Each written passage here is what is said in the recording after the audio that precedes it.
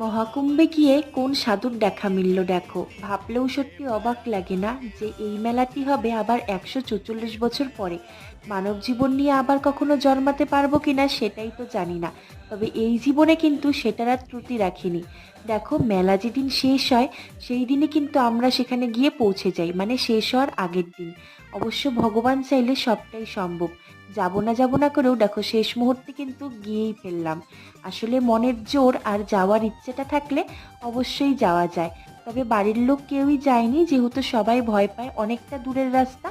তাই কিন্তু আমরা দুজনে মিলেই গিয়েছিলাম, আরও এক দুজন আমাদের সঙ্গে গিয়েছিল।